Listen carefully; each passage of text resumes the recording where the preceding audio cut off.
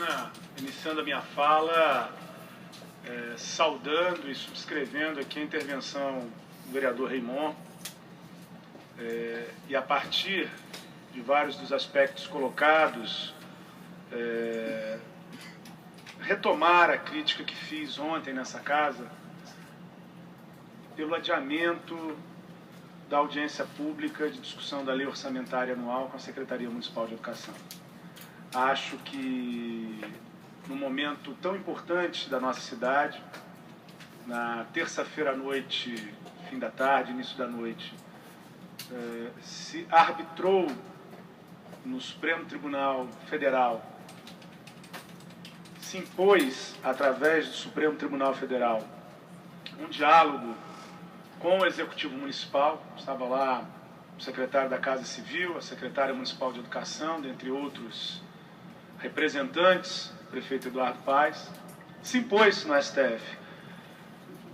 O Executivo Municipal não se dispôs a dialogar e buscar uma solução para a crise da educação pública na cidade do Rio de Janeiro.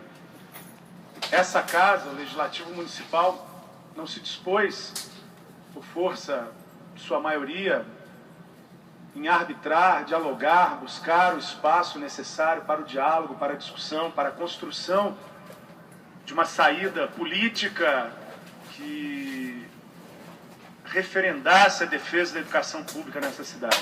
Foi preciso que o Judiciário fizesse essa intervenção. E eu disse aqui e quero reiterar, que quando um parlamento abre mão da sua prerrogativa de legislar, e legislar é mais do que o projeto legislativo formal, votado ou discutido nessa casa, quando o parlamento deixa de ouvir as vozes das ruas e dos seus cidadãos e cidadãs, quando o parlamento se dispõe a votar sobre bombas, ele abre mão de muitas das suas prerrogativas. Ele passa a ser questionado em relação à sua razão de ser. Ele é passado a limpo diante do debate fundamental em relação à discussão das ideias e projetos em meio a uma democracia. Nesse sentido, a não realização dessa audiência, e questionei aqui, inclusive, explicitando horários de voo, tanto na noite de terça-feira, que possibilitariam o retorno da secretária, como horários de voo na quarta-feira pela manhã, que possibilitariam a chegada até as 9h40, mais de 3 horários distintos de voo. E fui informado aqui nessa casa que não havia pedido da secretária, nem reivindicação da secretaria para adiar a sessão. E aí eu perguntei para o presidente da Comissão de Orçamento, o professor Washington, perguntei para o presidente dessa casa, Jorge Felipe, se não havia pedido, então por que foi adiado a sessão para se discutir depois de um dia de negociação e às vésperas de uma assembleia fundamental? Amanhã, os profissionais de educação do município estarão reunidos às 14 horas para definirem os rumos do movimento. A audiência no STF abriu uma possibilidade de um canal. Ela impõe o óbvio, né, que os dias parados não serão descontados mediante a reposição. É evidente, se você não tem reposição, você não tem o ano letivo concluído, e se você tem a reposição, você não pode ter seus salários descontados. Isso é evidente. E impôs a necessidade, aí sim, de um grupo de trabalho, de um grupo de discussão, para dialogar. Impôs o diálogo. Isso é uma vitória, precisa ser reconhecido. Outra coisa é o debate que essa categoria vai fazer amanhã e a avaliação que fará em relação ao plano de cargos, carreira e remuneração apresentado e votado nessa casa, na sessão da vergonha, no dia 1º de outubro. Outra coisa é a avaliação que cada profissional de educação faz do papel que o Executivo Municipal, que o prefeito Eduardo Paes e a secretária municipal de Educação, Cláudia Costin, cumpriu nesses mais de 2 meses de paralisação, nesses quase, vamos chegar a 70 dias de paralisação. Qualquer que seja a decisão tomada na Assembleia de amanhã, qualquer que seja a de dar um passo atrás para seguir a luta, seja a de continuar paralisados, essa é uma decisão que que cada companheiro e companheira que estiver lá amanhã terá que refletir, avaliar e ter muita responsabilidade para decidir. Mas seja qual for a decisão, nenhum desses professores, nenhum desses funcionários voltarão os mesmos para as escolas municipais. Nenhum. Já não são os mesmos. Já não tem mais expectativa de dialogar pelas redes sociais com a secretária Cláudia Costin e de ter a sua situação resolvida. Em suas redes sociais praticam fora Cláudia Costin. Esses profissionais da educação não têm mais nenhuma expectativa de construir, de dialogar na construção de um plano de cargos, carreira e remuneração que tenha conquistas para a categoria. Já sabem que isso não está colocado no plano atual. Esses profissionais de educação perceberam que pela primeira vez, aqui nem o PSDB com Marcelo Alencar no Rio de Janeiro, nem aqui hoje companheiro da Câmara de Vereadores da oposição, vereador César Maia, como prefeito, pela primeira vez se pratica o receituário neoliberal, a entrada daquilo que a secretária passou anos exercitando no governo de São Paulo, no Banco Mundial, o desmonte da estrutura pública da educação. Pela primeira vez se abre na educação municipal do Rio de Janeiro uma janela para se transferir fundo público, recursos públicos, diretamente para os interesses privados. Esse é um debate que vai seguir. Não vai se encerrar agora. Não vai se encerrar mesmo que a Assembleia decida, e será uma decisão legítima, seja qual for, retornar às escolas, mas não se encerra. Eu gostaria muito de ter tido audiência pública para fazer algumas perguntas. Farei outras tão logo, me parece, iremos publicar e confirmar uma nova data para esse encontro. Mas algumas eu gostaria de ter pautado no dia de ontem e ter discutido com a secretária municipal de educação.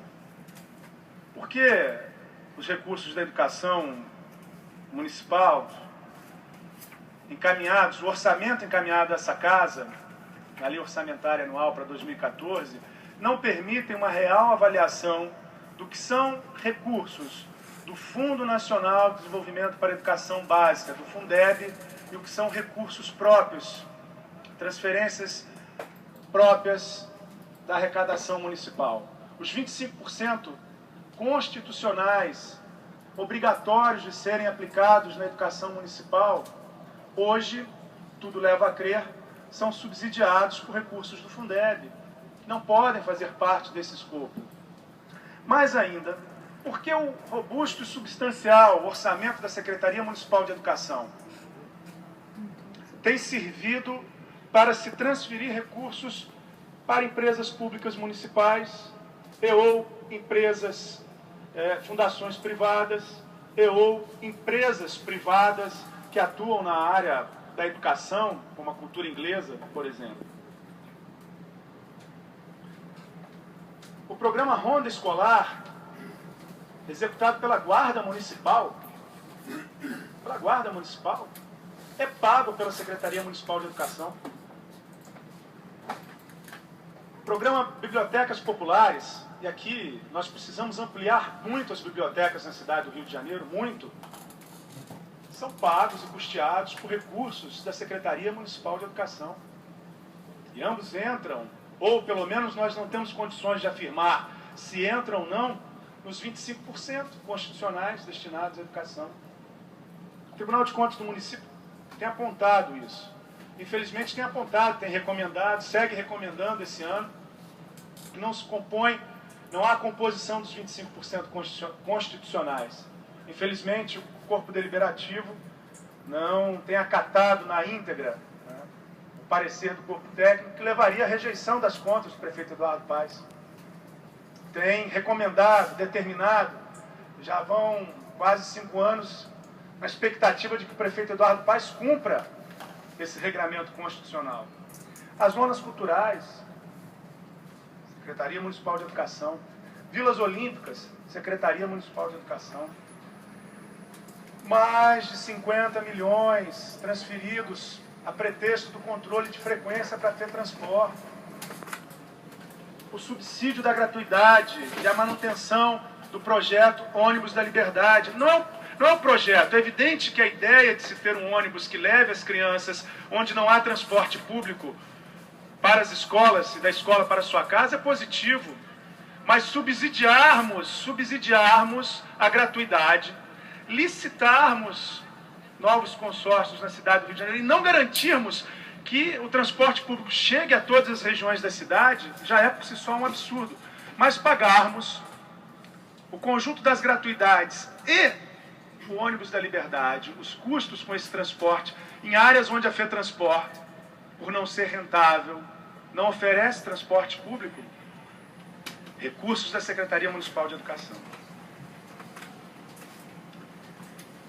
Quando nós olhamos, e aí a gente percebe que esse projeto ele está para além da questão financeira, como a luta dos profissionais de educação está para além do plano de cargos, carreira e remuneração, não é uma luta apenas por recursos financeiros, não são só por 20 centavos, é em defesa da educação pública nesse município, é em defesa da autonomia pedagógica, é em defesa de um projeto de educação que emancipe o cidadão, que defenda a liberdade na sala de aula, que construa o cidadão do futuro. É isso que está em xeque no movimento, na luta e na discussão hoje de cada profissional de educação no nosso município. Quando nós olhamos para a educação de jovens e adultos, a EJA no nosso município, há um desmonte da educação de jovens e adultos. Na lei orçamentária prevista para 2014, nós temos pouco mais de 2 milhões de reais orçados para a educação de jovens e adultos no município do Rio de Janeiro. E desses pouco mais de 2 milhões de reais, 1.300.000, eu disse isso aqui ontem, repito, são recursos do Programa Federal Pro Jovem Urbano. O município está investindo menos de R$1 milhão para a educação de jovens e adultos, política educacional estratégica fundamental. É uma política de resgate, valorização e investimento daqueles que estiveram fora do calendário formal de inserção no espaço da escola pública. É um programa onde o olhar, a sensibilidade, o compromisso da administração municipal precisa ser reafirmado, retomado.